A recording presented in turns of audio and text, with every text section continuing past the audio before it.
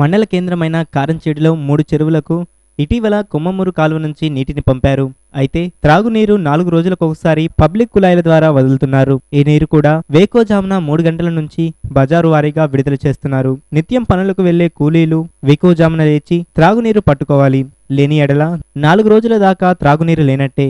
ఇదిలా ఉంటే వాడుకునే నీరు కొరకు ప్రజలు పలు ఇబ్బందులు ఎదుర్కొంటున్నారు. కుళాయిల ద్వారా వాడుక నీరు సరఫరా కానందున కృష్ణకాలువలో ప్రవహించే ఊట నీరు వాడుకుంటున్నారు. లక్షలు వెచ్చించి చెరువులకు సంపూర్తిగా నీరు నింపిన పంచాయతీ పాలకులు ప్రజలందరికీ అత్యంత అవసరమైన త్రాగునీరు సరఫరాలో విఫలమయ్యారని ప్రజలంటున్నారు. ఇప్పటికైనా పంచాయతీ అధికారులు స్పందించి పరిష్కార మార్గం చేయాలి.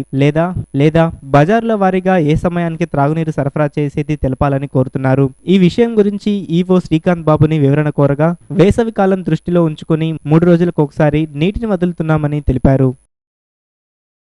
పర్చూరులోని అంబేద్కర్ నగర్ లో వేసవి సరిగ్గా మొదలవక ముందే నీటి సమస్య ఏర్పడింది. కుళాయిల ద్వారా వాడుకునే నీళ్లు రాక కాలనీవాసులు తీవ్ర ఇబ్బందులు పడుతున్నారు. పర్చూరులో ఉన్న 2 చెరువులు ఎండిపోయాయి. ట్రాక్టర్ల ద్వారా నీటిని తరలించి రమ్ము 60 రూపాయలు, బిందె నీరు 6 రూపాయల చొప్పున అమ్ముతున్నారు. నిరుపేదలు రోజుకు 60 రూపాయలు వెచ్చించి వాడుకునే నీరు కొనుక్కోలేక నానా ఇబ్బందులు పడుతున్నారు. రోజుకు 150 రూపాయలు సంపాదించుకునే నిరుపేదలకు ఇది కష్టంగా మారింది. త్రాగునీటితో పాటు వాడుక నీటిని కూడా కొనాలంటే వారికి పట్టపగలే చుక్కలు కనపడుతున్నాయి. ఈ పరిస్థితికి కారణమైన వారిపై వారు దుమ్మెత్తిపోస్తున్నారు. పరిస్థితి గమనించిన వీరన్నపాలెం గ్రామ నివాసి ప్రముఖ టీడీపీ నాయకులు చలించిపోయారు. ఎలాగైనా పేదలకు ఉచిత నీరు అందించాలని సంకల్పించారు. ట్యాంకర్ల ద్వారా నీటిని తెప్పించి కాలనీ వాసులను ఆదుకున్నారు. కుటుంబానికి 100 లీటర్ల చొప్పున చెరువులో నీరు వచ్చేంత వరకు ఉచితంగా నీరు సరఫరా ఇస్తానని ఆయన అన్నారు. ఆయన ఉదారత్వానికి పలువురు ఆయన్ని ప్రశంసించారు. కార్యక్రమంలో మాజీ జెడ్పీటీసీ కొల్లా సుభాష్ బాబు తదితరులు పాల్గొన్నారు. అధికారులు సరైనటువంటి ముందు చూపు లేకపోవడం వల్ల పర్చూరు చెరువు రావాల్సిన దానికంటే గతంలో వదిలినటువంటి నీళ్లు మాకు సరిగా అందపోవడం వల్ల పర్చూరు పట్టణానికి చాలా నీరు కరిగి ఎద్దడి వచ్చింది. కానీ ఇంతవరకు ప్రభుత్వం సంబంధించినటువంటి ఎవరు కూడా సరైనటువంటి ప్రత్యామ్నాయటువంటి ఏది కూడా ఏర్పాటు చేయలేదు. జనం చాలా ఇబ్బందులు పడుతున్నారు. అటు పొలం పనులు మానుకొని నీళ్ళ కోసం వాళ్ళ యొక్క పని కూలీని కూడా మానుకొని నీటి కోసం చాలా బాధపడుతున్నటువంటి ఈ ఆపత్కాలంలో మన చిట్నేని రామకృష్ణ గారు చాలా సామాజిక స్పృహతో నేనున్నాను ముందు అంటూ మా పర్చూరు పట్టణానికి వారు ఈ ఊరు గ్రామ నివాసి కాకపోయినప్పటికీ కూడా ఏ ఊర్లో ఇబ్బంది పడుతున్నా కూడా నేనున్నాను ముందు అన్నటువంటి ఒక ఆపత్కాలంలో ఆపద్బంధువులాగా మా పర్చూరు అంబేద్కర్ నగర్ కాలనీకి ఈరోజు ఎస్సీ ఎస్టీ కాలనీకి బీసీ కాలనీ అన్నిటికీ కూడా మంచినీటి సరఫరాను ఉచితంగా ప్రజలకు పంపిణీ చేయటం మేమందరం కూడా ఎస్పెషల్లీ మా అంబేద్కర్ నగర్ తరపున వారికి మా ప్రత్యేకమైనటువంటి హృదయపూర్వక ధన్యవాదాలు. అలానే కూలీలు రోజువారీ కూలీ 200 చేసుకుందంటూ 50 రూపాయలు 100 రూపాయలు పెట్టి నీటిని కొనుక్కున్నటువంటి ఈ సమయంలో ఉచితంగా నీటిని ఇవ్వటం అనేటువంటిది చాలా మంచి సామాజిక సేవ. అలాంటి వ్యక్తులు సమాజంలో మిగతా వాళ్ళకు కూడా చాలా ఆదర్శవంతంగా ఉండేందుకు చాలా మంచి పని వారు ఈరోజు ముందడుగు వేస్తున్నందుకు ప్రత్యేకంగా అంబేద్కర్ నగర్ వాసుల తరపున మా ప్రత్యేకమైన చిట్నేని రామకృష్ణ గారికి తెలియజేసుకుంటాం. పర్చూరులో నీటి ఎద్దడికి మన చిట్నేని రామకృష్ణ గారు వెహికల్ ఏర్పాటు చేసుకుని సొంత డబ్బులతోటి ఈ విధంగా కాలనీస్లో మరి వీకర్ సెక్షన్లో చేయటం చాలా అభినందనీయం. తనకి ఈ ఆలోచన రావడమే చాలా గొప్ప. ఈ నీటి ఎద్దడి ఇంకా 10 రోజులు ఉంటుంది. 10 రోజులు కూడా రామకృష్ణ గారు ఈ కాలనీస్లో వీకర్ సెక్షన్లో అందులో పన్నుల రోజులు అందరు పనులకు వెళ్తారు. నీళ్లు తెచ్చుకోవడం కూడా ఇబ్బందిగా ఉంది. అందువలన చాలా ఆనందంగా ఉంది మాకందరికీ. రామకృష్ణ గారిని అభినందిస్తూ ఈ కార్యక్రమాన్ని జయప్రదం కావాలని కోరుకుంటున్నాం. రామకృష్ణ గారు ఈ మంచి ఆలోచన కార్యక్రమం చేపట్టడం చాలా అభినందనీయం. ఆయన్ని మనస్ఫూర్తిగా పర్చూరు గ్రామ ప్రజలందరి తరఫున అభినందనలు తెలియజేస్తూ చూసుకుంటే గత వారం రోజుల నుండి కూడా పర్చూరులో నీటి కష్టాలు చాలా తీవ్రమైనవి. ఒక పక్క చూస్తే చెరువులు పూర్తిగా ఎండిపోయిన పరిస్థితి. చుట్టుపక్కల ఊళ్ళల్లో కొంత నీరు ఉన్నప్పటికీ, చెరువుల్లో నీరు ఉన్నప్పటికీ కూడా ఇక్కడ ముఖ్యంగా ఎస్సీ ఎస్టీ లొకాలిటీస్లో ఉన్నటువంటి జనము పక్క ఊర్లు పోయి తెచ్చుకునేటువంటి వాళ్ళకి ఆ టైం లేక అంతా పని పాటలు చేసుకునేవాళ్ళు. ఆ టైం లేదు, తెచ్చుకోవటానికి కూడా మరి వాళ్ళకి ఆ యొక్క పరిస్థితులు కూడా అనుకూలంగా లేవు. ఇంకా చూసుకుంటే ఇంకొక 10 రోజులు 15 రోజుల దాకా కూడా ఎన్ఎస్పి కెనాల్ నుండి పర్చూరుకి వాటర్ రావాలంటే పూనూరు దగ్గర మన వాగులోకి పెట్టి వాగు నుండి కూడా చెరువుకు పెట్టాల్సిన పరిస్థితి. అది ఇంకొక 15-20 రోజులు పట్టే పరిస్థితులు ఉన్నాయి. మరి ఆ పరిస్థితుల్లో ఇక్కడ పడుతున్నటువంటి జనం, పొత్తూరులో ఉన్నటువంటి ఎస్సీ ఎస్టీ లొకాలిటీస్లో ఉన్నటువంటి జనం పడుతున్నటువంటి ఇబ్బందులు చూసి మన వంతు కర్తవ్యంగా వాళ్ళకి ఉచితంగా మంచినీటిని ప్రతి కుటుంబానికి కనీసం 100 లీటర్ల చొప్పున మంచినీరు ఇవ్వాలన్నటువంటి ఒక సంకల్పంతో ఈ రోజున ఉచిత మంచినీటి కార్యక్రమం చేపట్టడం జరిగింది. దీన్ని ప్రజలందరూ కూడా సద్వినియోగం చేసుకుంటూ ఎక్కడా కూడా వాదోపవాదాలకు పోకుండా ప్రతి ఒక్కరూ కూడా వాళ్ళ వంతు కర్తవ్యంగా కుటుంబానికి ఒక 100 లీటర్లు పట్టుకొని పక్కన వాళ్ళకి అవకాశం కల్పించవలసిందిగా. పర్చూరు పంచాయతీ మరియు ఆర్డబ్ల్యూఎస్ అధికారులు కకృతితనం 20,000 మంది ప్రజల శాపంగా మారింది. గ్రామంలోని 2 చెరువుల్లో నీరు ఎండిపోయి ప్రజలు, గ్రామస్తులు ఇబ్బందులు పడుతున్నారు. దీన్ని ఆసరాగా చేసుకుని కొంతమంది వ్యాపారులు ట్రాక్టర్ల ద్వారా నీటిని తీసుకువచ్చి బిందె నీళ్లు 6 రూపాయలు, డ్రమ్ము నీళ్లు 60 రూపాయలు చొప్పున అమ్ముతున్నారు. నీళ్ల పన్ను విధిగా కట్టించుకునే అధికారులు నీళ్ల సరఫరా విషయంలో ఎందుకు నిర్లక్ష్యంగా ఉన్నారని ప్రజలు ప్రశ్నిస్తున్నారు. ఇకనైనా అధికారులు, ప్రజాప్రతినిధులు స్పందించి పర్చూరు ప్రాంత నీటి అవసరాలు తీర్చాలని ప్రజలు కోరుకుంటున్నారు. బొంగ ముంచుకో బొంగ పడితే ఏమైంది అర్థమానికి లేకపోతే ఏమైంది వేస్ట్ చేయడమే కానీ కొద్ది రోజులు సరిపోతుంది.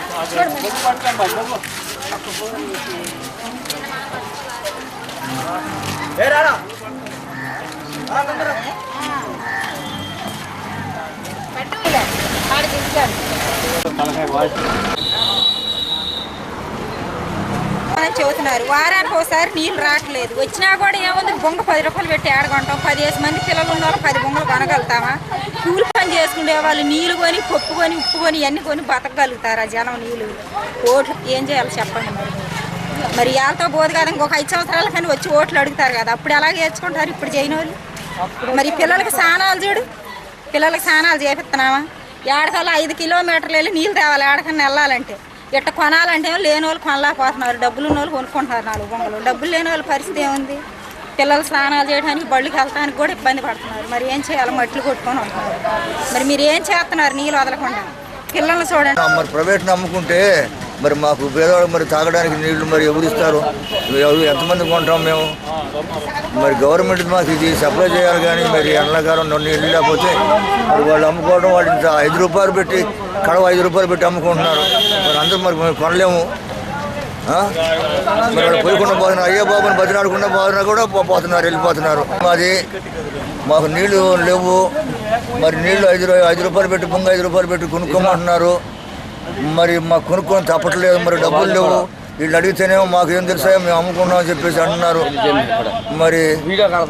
మరి ఇబ్బంది అయిపోయింది నీళ్ళకి.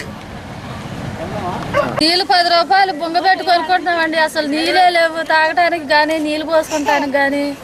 అసలు పిల్లలు, తల్లులు అల్లాడిపోతున్నారు. వారం బట్టి మడిచికొచ్చి కూడా నీళ్ళు పోసుకోవట్లేదు. మరి ఏం చేయాలా? మరి ఎట్ట బతకాల జనం?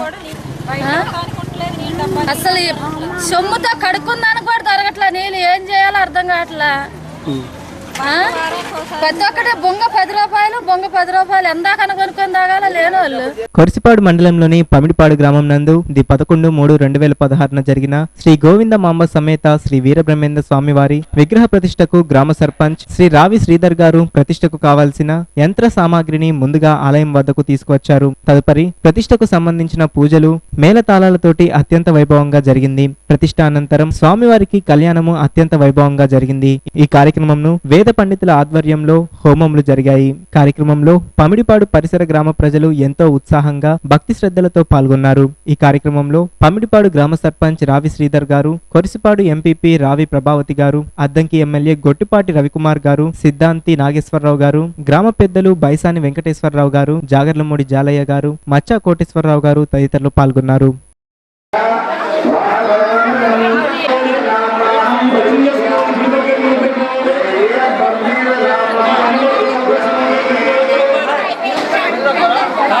శ్రీ వీరబ్రహ్మేంద్ర స్వాముల వారి యొక్క ప్రతిష్టా కార్యక్రమం ఈరోజు. ఇది పర్వదినం.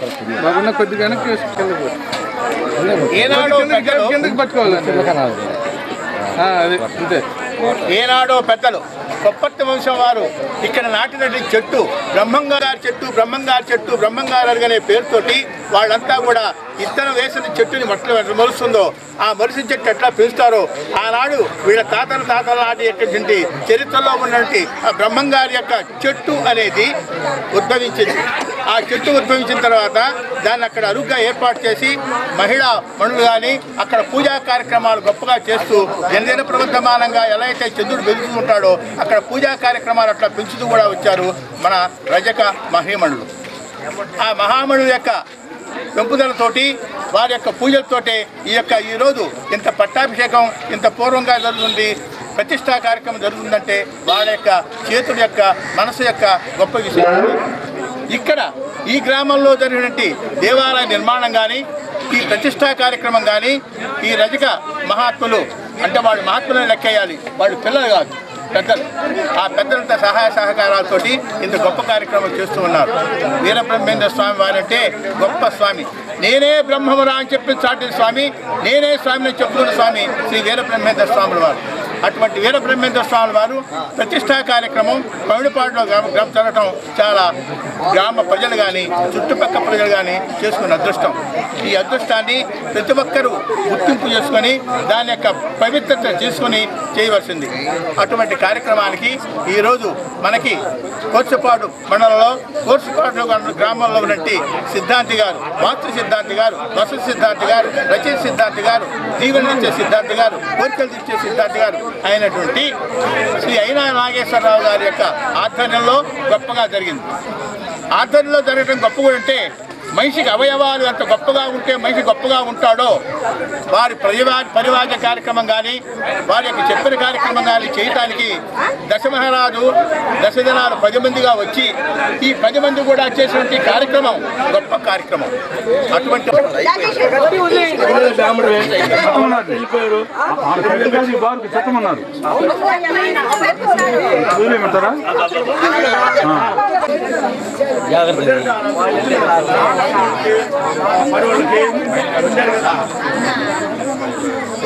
జాగ్రత్త